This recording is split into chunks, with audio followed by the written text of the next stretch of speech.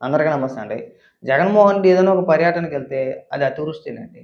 అది ఒక దరిద్రం కింద మనం భావించాలి. ఎందుకంటే కనీసం అంబులెన్స్‌కి కూడా దారివ్వరు. ఇది మొదటిసారి కాదు. లాస్ట్ టైమ్ పల్నాడు పర్యటనప్పుడు కూడా ఇద్దరు కార్యకర్తలు చనిపోయారు. వైసీపీ కార్యకర్తలు. మూడో వ్యక్తి సామాన్య వ్యక్తి. అంబులెన్స్‌లో వెళ్తా ఉంటే హాస్పిటల్‌కి తీసుకెళ్తా ఉంటే ఈ వైసీపీ కార్యకర్తలు జగన్‌మోహన్ రెడ్డి పర్యటన మూలంగా అంబులెన్స్‌కి దారివ్వలేదు.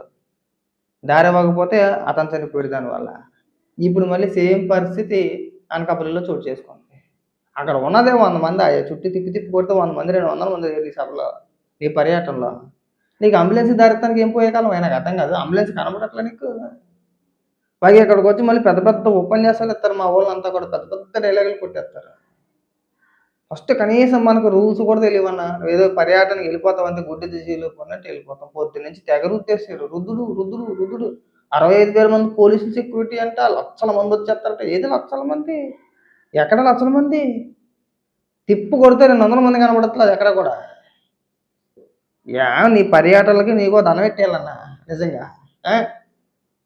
నీరు రుద్దినంత లేదక్కడ. ఇప్పుడు వెళ్తాడు అక్కడికి వెళ్తాడు ఏదో లెగ్గినన్ని మాట మాట్లాడతాడు వచ్చేస్తాడు.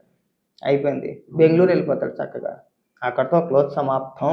మళ్ళీ ఇంకో నెల రోజుల పాటు ఎవ్వరికీ కనపడ్డు. చక్కగా బెంగుళూరులో ఆడుకుంటాడు. అంతే కదన్నా?